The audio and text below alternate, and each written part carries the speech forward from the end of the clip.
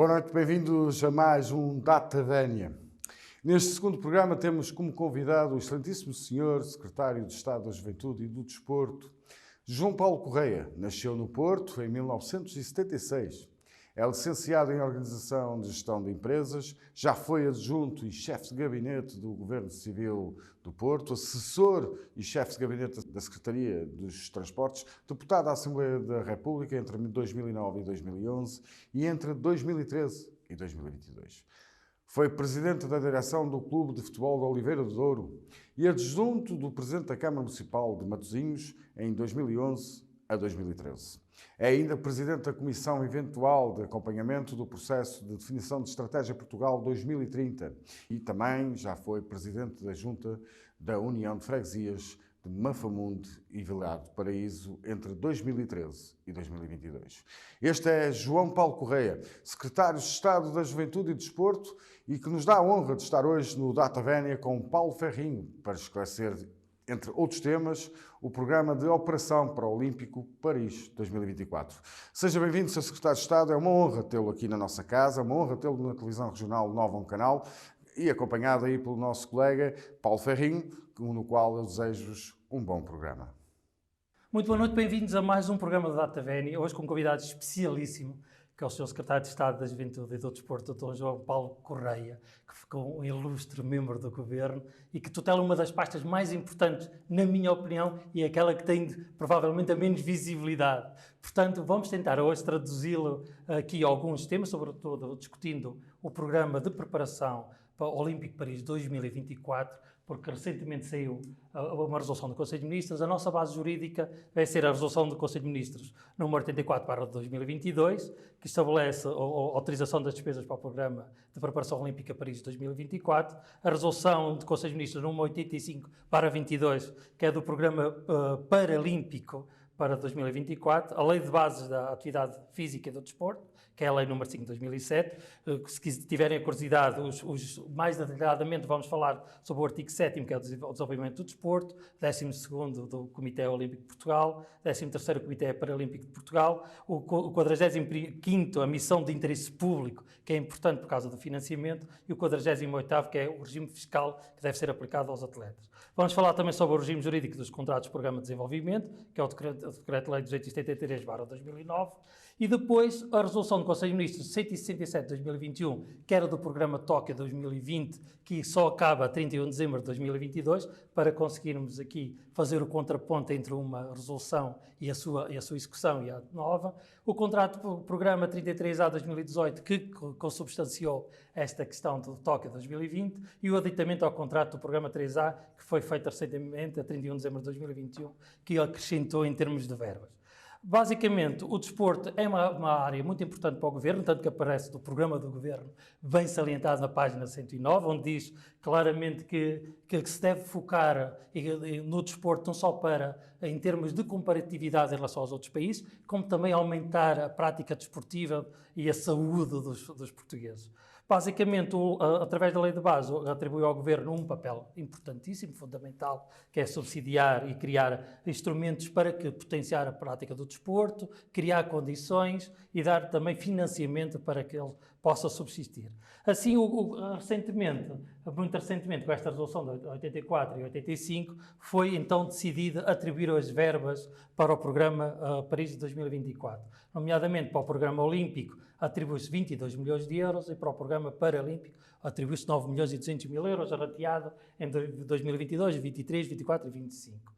Basicamente, este programa depois atribui ao Instituto do Desporto e da Juventude a contratualização dos objetivos concretos, mensuráveis, para conseguir executar este programa. Basicamente, por exemplo, para fazer o contraponto, o anterior, o programa Tóquio, estava contratualizado que Portugal tinha que atingir 2 posições de pódio, tinha que atingir 12 diplomas e 26 classificações entre os 16 primeiros lugares, entre outros objetivos mensuráveis que lá está.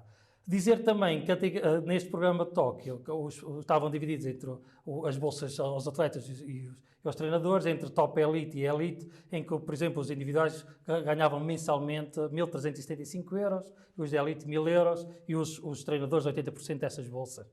Basicamente, aquilo que eu consultei esta questão, e para dar a palavra ao Sr. Secretário de Estado e agradecer piamente a sua presença, vi aqui, ao consultar estas resoluções, os contratos entre o Instituto do Desporto e da Juventude e aquele que estou agora, o Sr. Secretário de Estado disse recentemente que estes 22 milhões de euros para o Programa Olímpico era um salto qualitativo, isto era um reforço das verbas, só que eu somando aqui a anterior resolução do Conselho de Ministros, mais os contratos de programa que estão em vigor do TOC 2020, dava para o anterior programa 22.535.000 euros. São dados efetivos destas, e portanto, que significa menos 535.000 euros. Muito obrigado pela sua presença. Começo por tentar esclarecer esta dúvida. Foi dos documentos que eu consultei. Muito obrigado. Foi um engano ou eu que me enganei nas contas? Muito obrigado, Sr. Secretário. Antes de mais, agradeço o convite, com muito prazer que aqui estou, até porque é uma oportunidade também para informar, para esclarecer e para reforçar a mensagem do Governo. A sua introdução mostra, de facto, a complexidade da governação da pasta, porque só o quadro legislativo que apresentou é uma pequeníssima parte do trabalho da Juventude e do Desporto, mas já mostra que, de facto, temos pela frente um grande desafio. A preparação olímpica do ciclo anterior, digamos assim, nós já estamos focados em Paris 2024, no ciclo de Paris. Portanto, o ciclo anterior teve uma dotação para a preparação olímpica de 18,5 milhões de euros. E desta vez, a dotação orçamental para Paris 2024 tem uma dotação de 22 milhões de euros. Estes são os números rigorosos, que são transparentes. Sim, 18.550.000, mas depois o contrato, o aditamento ao contrato deu mais 3.975.000 euros. Não, essa conta está errada. Está errada. Está. Sem qualquer margem para dúvida, não pode somar, tem que incluir nos 18,5 milhões. Ok. E na preparação paralímpica, o financiamento passa para 9,2 milhões de euros. Aliás, estes números que eu estou a dizer são corroborados, quer pelas partes que irão assinar o contrato, quer o IPDJ, quer o Comitê Olímpico, quer o Comitê Paralímpico. Portanto, não despertam qualquer tipo de dúvida. Há aqui, isso sim, um aumento exponencial do financiamento do Estado à preparação olímpica e paralímpica. Do lado da preparação olímpica, há um aumento de 18,5 para 22 milhões de euros. Um aumento considerável.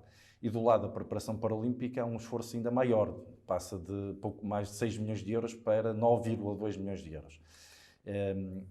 Estamos a falar de uma prioridade da área do desporto, que é de reforçar as condições para a preparação olímpica e paralímpica Paris 2024. Aliás, estamos a 2 anos dos Jogos Olímpicos, neste momento a menos de 2 anos dos Jogos Olímpicos, e consideramos que a margem orçamental que dispunhamos devia ser canalizada para responder a uma prioridade, no caso concreto, a preparação olímpica e paralímpica.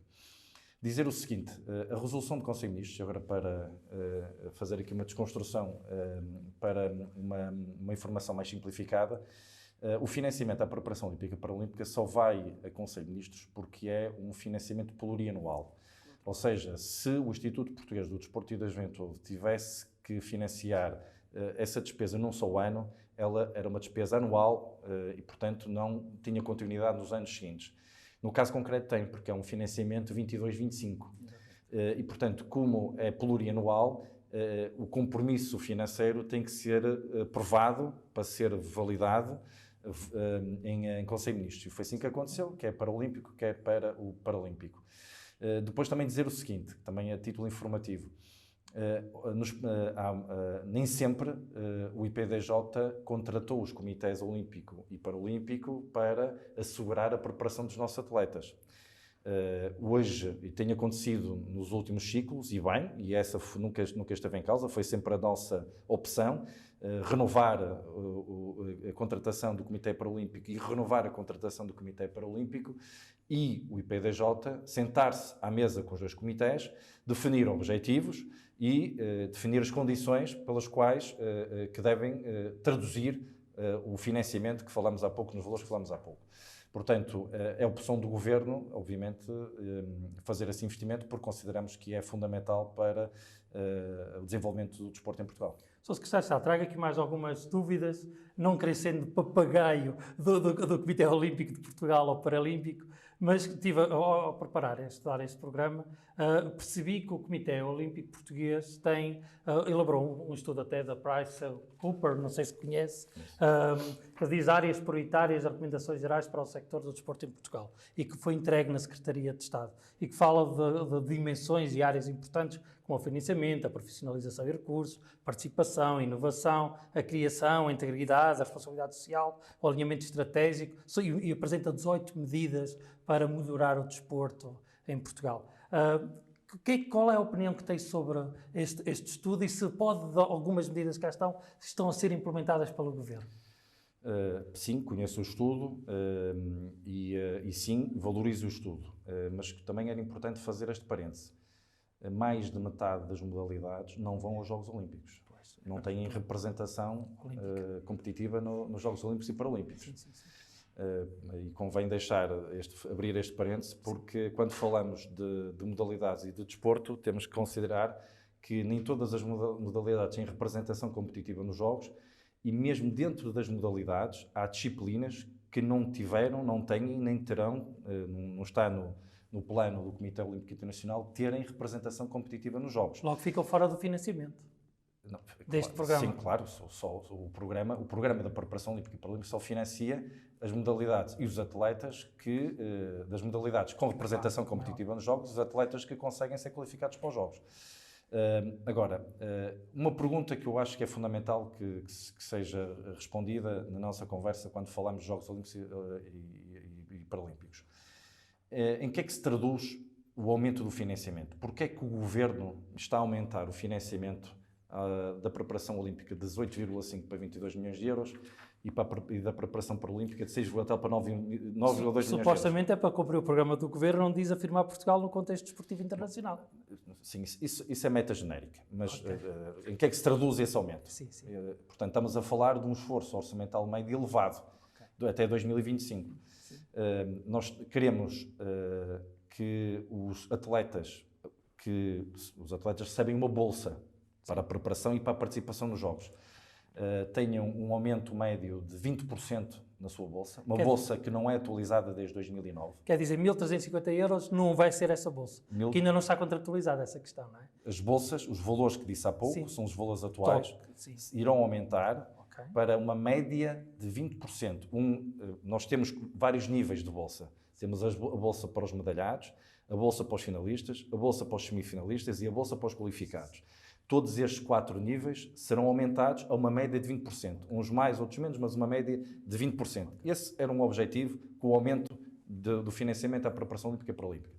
Outro objetivo é a chamada bolsa de continuidade. Ou seja, era um grande objetivo que os atletas que participam nos Jogos não fiquem reféns daquela ansiedade de poderem ter um azar ou uma lesão na prova e não obterem os mínimos para ter uma bolsa para dar continuidade ao seu trabalho. Portanto, nós vamos assegurar, conjuntamente com os dois comitês, a chamada bolsa de continuidade, para que durante alguns meses, independentemente do resultado obtido nos Jogos, os atletas que participaram possam ter uma bolsa de continuidade.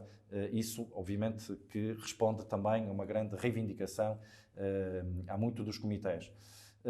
Outro pilar essencial é a preparação, ou seja, o aumento deste financiamento permite melhorar as condições de preparação dos atletas em estágios internacionais e também em provas internacionais, para que aumente a probabilidade da sua qualificação para os Jogos. Dar mais competitividade. Exatamente. Okay. E um quarto pilar... Sr. Secretário de Estado, a questão, os treinadores, os agentes, os árbitros e treinadores também acompanham 20% o aumento dessa bolsa, porque estão indexadas à bolsa dos atletas. Sim, os atletas e as suas equipas técnicas. E as equipas técnicas, ok. Um quarto pilar são as esperanças olímpicas, porque quando estamos agora a preparar a nossa participação nos Jogos de Paris, mas a pensar já nos Jogos de Los Angeles, e portanto queremos também investir nas esperanças olímpicas. Nós temos uma jovem geração muito promissora, com resultados internacionais, alguns deles inéditos. Natação, por exemplo. Ciclismo, natação, canoagem, etc.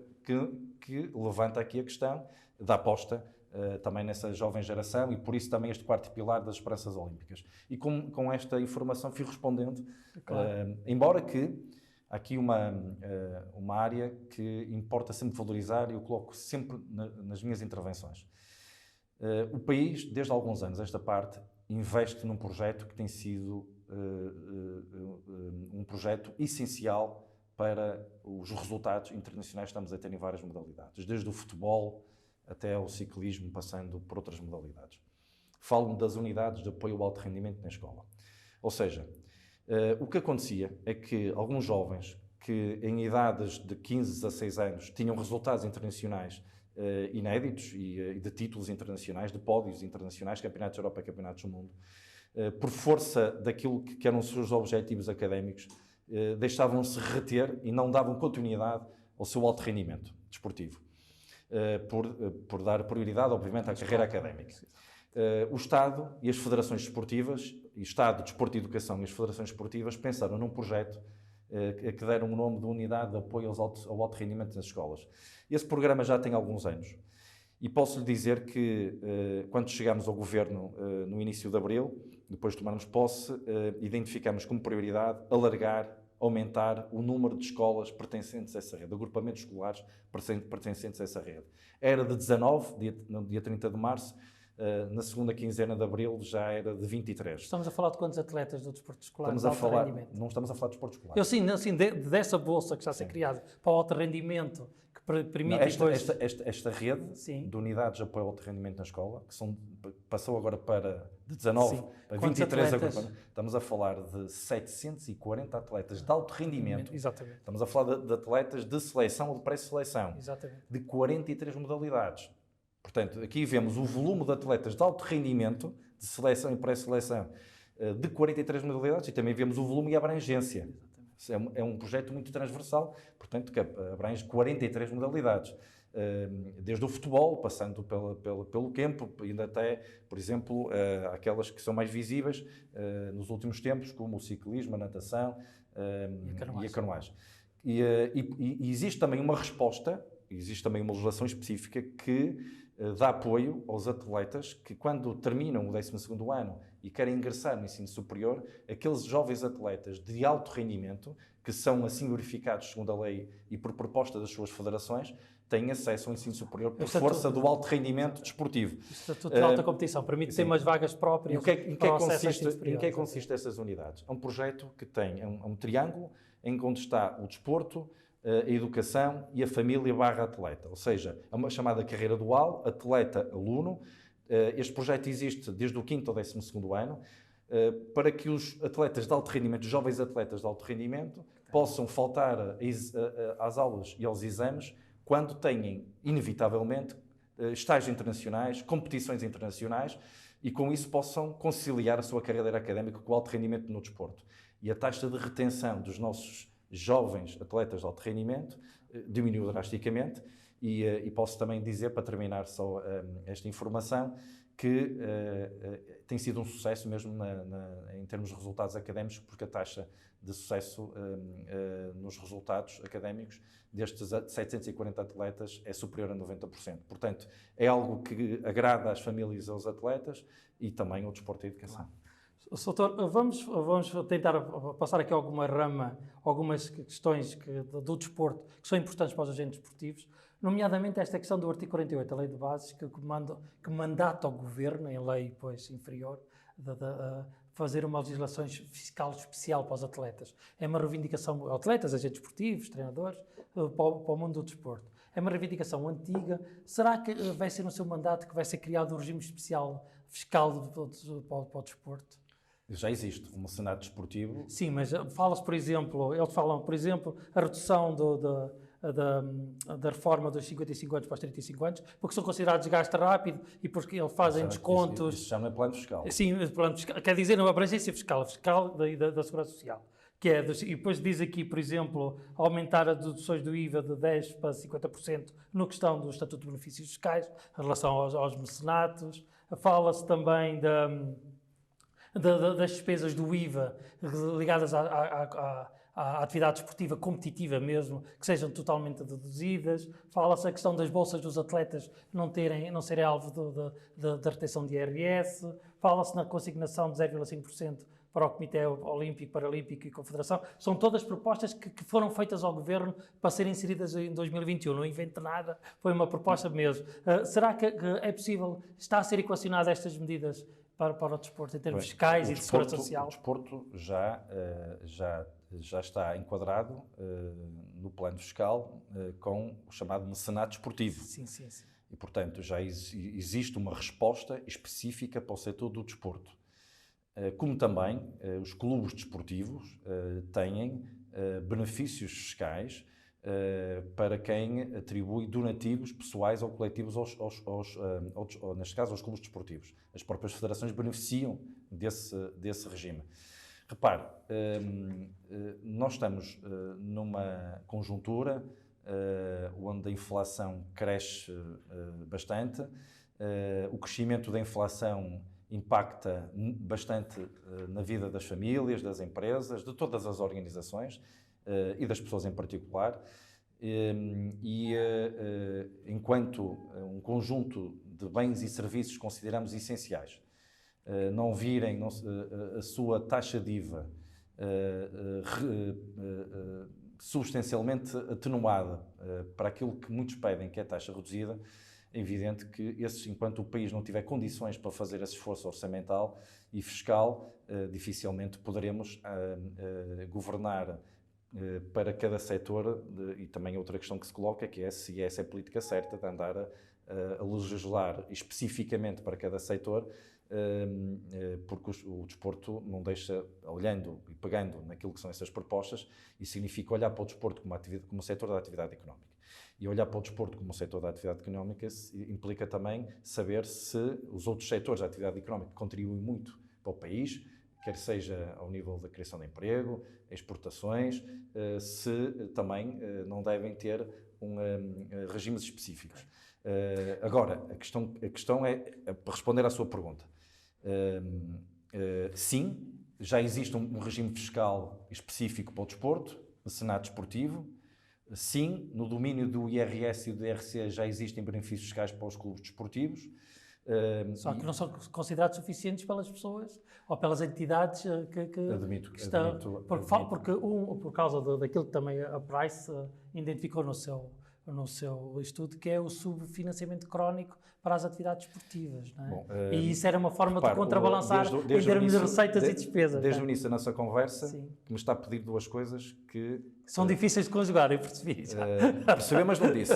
Mas quer-me a mim dizer, Exatamente. desde o início da nossa conversa, que pede mais despesa e menos receita. Exatamente. Bom, numa conjuntura difícil e adversa e hostil como aquela que estamos a atravessar. O desporto tem visto a crescer as verbas que lhe são destinadas, porque, por exemplo, não falou, mas importa falar, nós consideramos que é muito importante, e são temas do dia, lutar pela verdade desportiva, combater a dopagem, mas só se combate a dopagem se reforçarmos os meios da autoridade antidopagem. Exatamente. Não disse, mas eu aproveito na resposta para informar que o orçamento da autoridade antidopagem aumentou 40% no orçamento do Estado que está em vigor e aumentará outra vez para 2023. Quer dizer que vai adotar mais recursos humanos, que sobretudo querem recursos humanos e que estavam... Não só de recursos humanos. Neste caso até esse reforço orçamental não é só destinado a recursos humanos, mas é destinado àquilo que é política antidopagem definida pela autoridade.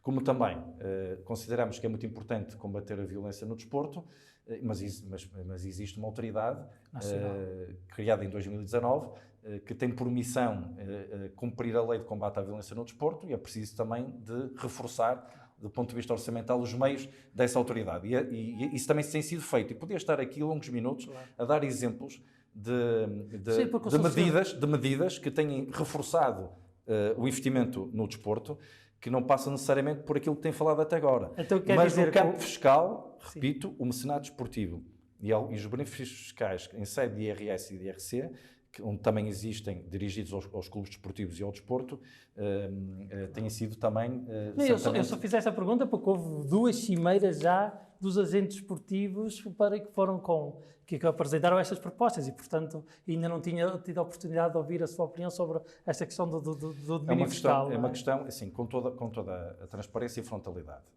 Como disse desde o início da nossa conversa, que pede mais despesa e menos receita. Agora, para financiar a mais despesa, nós temos de ter receita. Claro. E, portanto, se vamos abdicar toda a receita e vamos disparar a despesa, obviamente que as pessoas que nos estão a ouvir percebem necessariamente qual é o rumo que as coisas vão tomar. Isto tem que ser feito com uma dosagem, os caminhos têm que ser feitos e as medidas têm que ser feitas com equilíbrio. Isto tem sido feito. Sim, o desporto tem visto as verbas aumentar, pelo menos desde março deste ano, em várias frentes. Sim, vai continuar a ver as verbas aumentar, mas não necessariamente nos números que muitos reivindicam, claro. Mas também peço para que as pessoas ponham em cima da mesa a conjuntura e o cenário que o país, a Europa e o mundo estão a enfrentar. O Orçamento de Estado já foi entregue para 2023. O orçamento, penso eu, se não estou enganado, de 2022 para o desporto foi 43,1 milhão de euros, mais 3,1 milhão do que o ano anterior. Este ano conta com o Dr. Fernando Medina, ele deu uma benesse que aumente mais de 43 milhões este orçamento, para fazer face a toda essa política do desporto. A elaboração do Orçamento de Estado não obedece esse tipo de amiguismos, não é? Não, estou a dizer em termos de política que acabou de dizer. Quer dizer, são políticas que necessitam de aumento da despesa, não é? O reforço dos agentes esportivos, o reforço da antidopagem, da violência do desporto. A elaboração de um orçamento depende de um cenário que é o cenário macroeconómico. Claro que sim.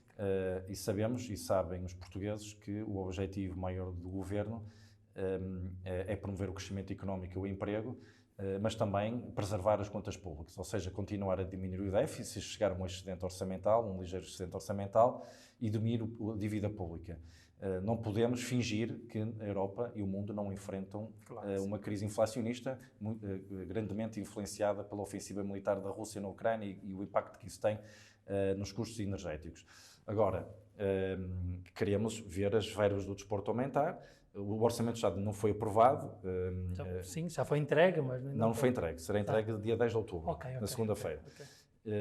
E nessa altura, quando ele estiver entregue, é quando estará concluído e o mas país saberá... Mas a expectativa que tem é que suba de acordo com as prioridades. Mas o número que disse é um número incompleto. É incompleto. É incompleto. Esses 43 milhões de euros representa de facto um aumento de 2022 face a 2021. 3,1 milhão, que é aquilo que eu fiz, as contas que eu vi, não é? Representa um aumento, mas não é todo o investimento que o Estado faz no desporto. Okay. O Estado, e explico rapidamente porquê. O desporto escolar, que é um grande projeto da área do desporto. Era a próxima pergunta. Como é que se potencia o desporto escolar? Porque somos dos países da Europa onde há menos potenciado.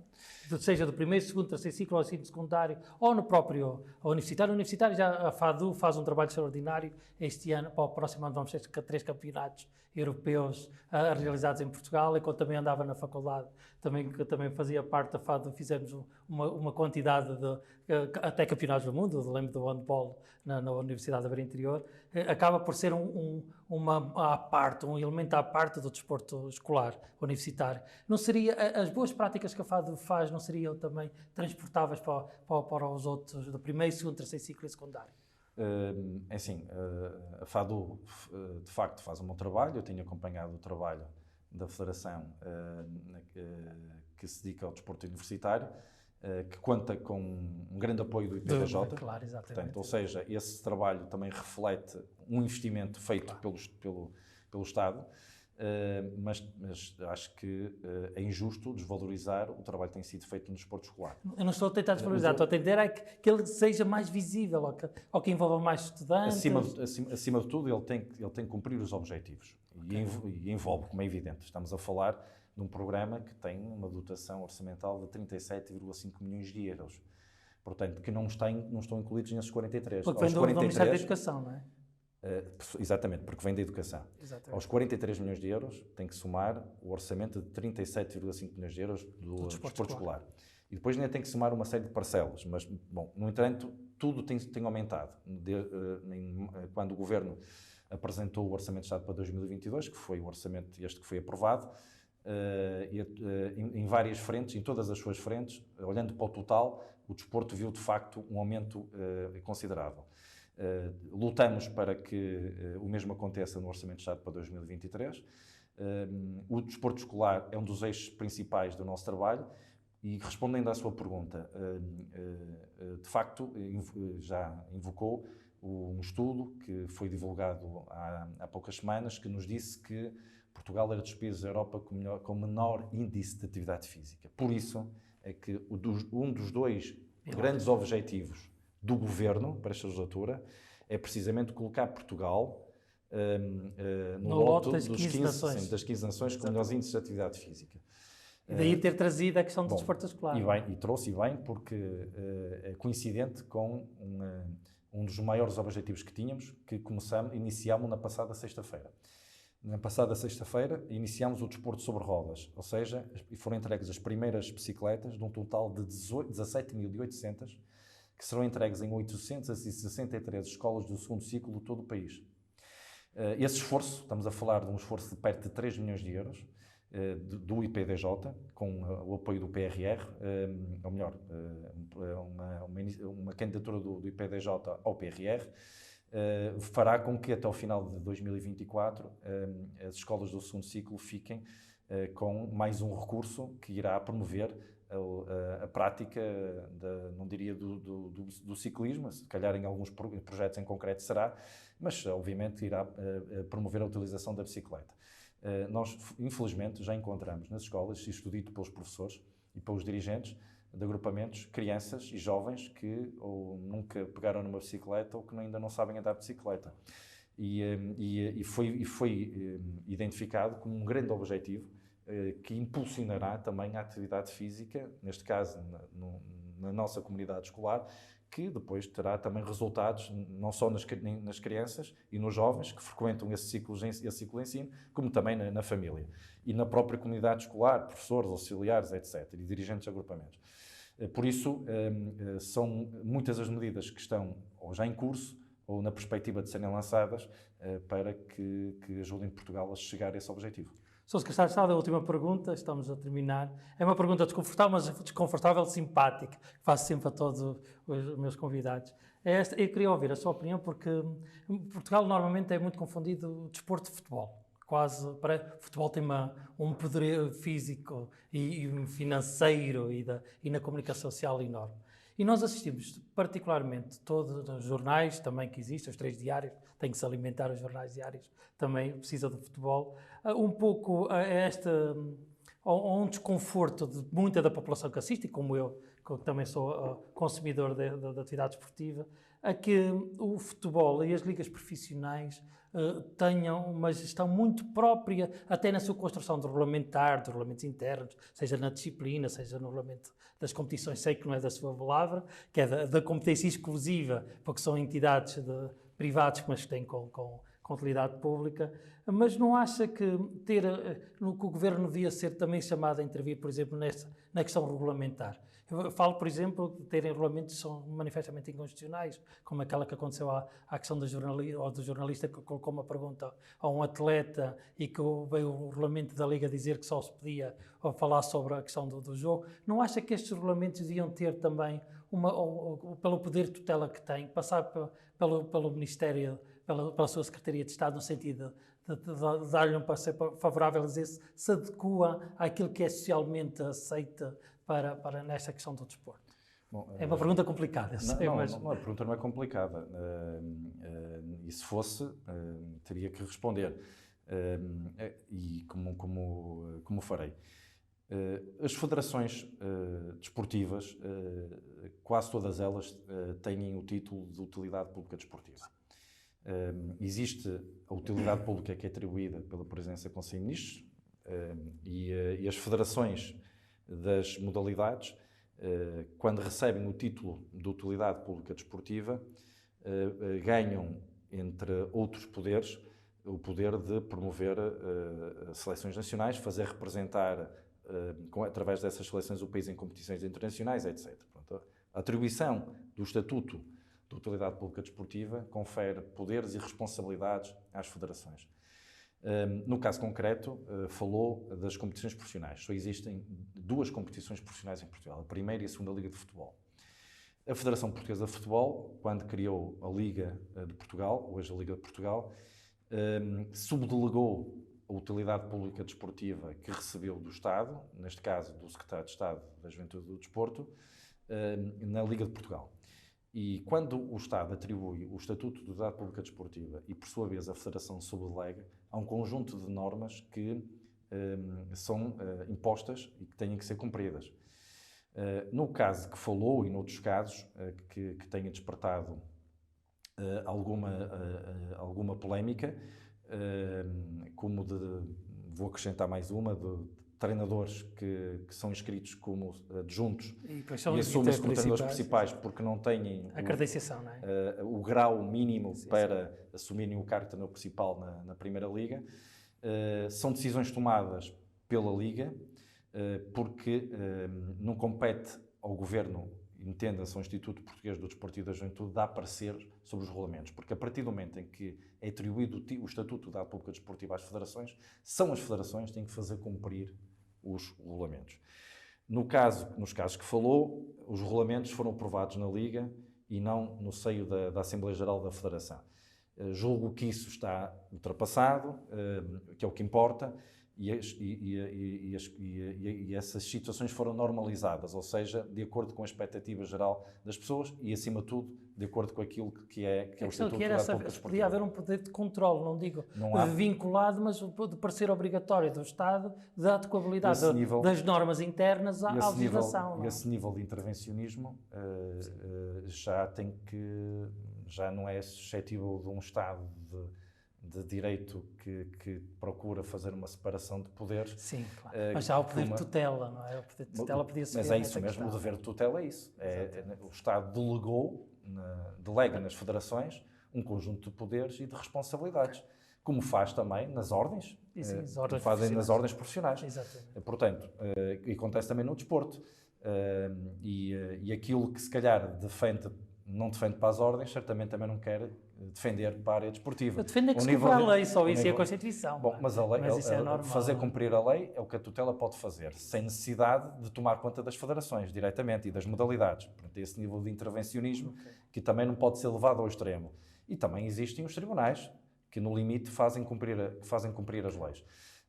Recordo que, num caso de um treinador que não tinha um nível mínimo para exercer a função de treinador principal na Primeira Liga, há um acórdão de um tribunal que diz exatamente o que é que, perante a lei atual, o que é que cabe ao IPDJ e onde é que termina o poder de intervenção do IPDJ e começa o das federações. E no caso concreto, é por esse caminho que estamos a seguir e julgo que temos resolvido todas as situações que têm acontecido. Muito obrigado pela sua presença, Sr. Secretário de Estado, foi um gosto. Espero que Portugal consiga a última pergunta, esqueci-me aqui, que é importante. Quais são, vai-se reforçar os objetivos para Paris de 2024 superiores ao de Tóquio, já que nós conseguimos 4 medalhas, uma de ouro, uma de prata, 2 de bronze, e conseguimos também mais diplomas do que aquilo que nós estávamos à espera. Tem expectativa que Portugal consiga ter um retorno de investimento em termos de medalhas e diplomas e de classificações superiores a que nós tivemos Tóquio 2020, foi de 2022, mas Tóquio 2020. Sim, é evidente que não podemos negar a expectativa em melhorar os resultados nos Jogos Olímpicos e Paralímpicos. Não necessariamente em termos mais medalhas. É evidente que todos os portugueses e também os responsáveis quer das organizações esportivas com quem o IPDJ vai contratualizar, têm o sonho, a expectativa de conquistarmos mais medalhas. Mas também há outras conquistas que são relevantes. Não tão relevantes, mas são relevantes, como o número de finalistas, de semifinalistas, o número de atletas que vão participar nos Jogos, o número de modalidades onde Portugal terá representação competitiva nos Jogos, quer Olímpicos e Paralímpicos, e também a média de idades dos nossos atletas. Há um conjunto de objetivos diversos. Vão ficar contratualizados. Que, assim, nós não podemos contratualizar mas dessa forma, genéricos, porque estamos há 2 anos nos Jogos e ainda falta um longo caminho para que os nossos atletas se possam qualificar. Mas vão ficar definidos objetivos, mas que, e é essa a chamada de atenção, que não sejam unicamente, e peço para que não nos fixemos unicamente nas medalhas conquistadas. É parte mais relevante, mas não é única. Muito obrigado, Sr. Secretário de Estado, foi um gosto. Voltamos para a semana com mais um Data Veni. Muito obrigado. E foi realmente uma honra termos aqui João Paulo Correia, o nosso secretário de Estado do Desporto e da Juventude, onde ficámos a perceber como é que está a ser preparado esta operação para Paris, com os Jogos Olímpicos. Quanto a nós, já sabe, pode ver e rever este e outros programas em novumcanal.pt. É só aceder àquele conteúdo que gosta e, à distância de um clique, estará na nossa companhia. Um bom fim de semana.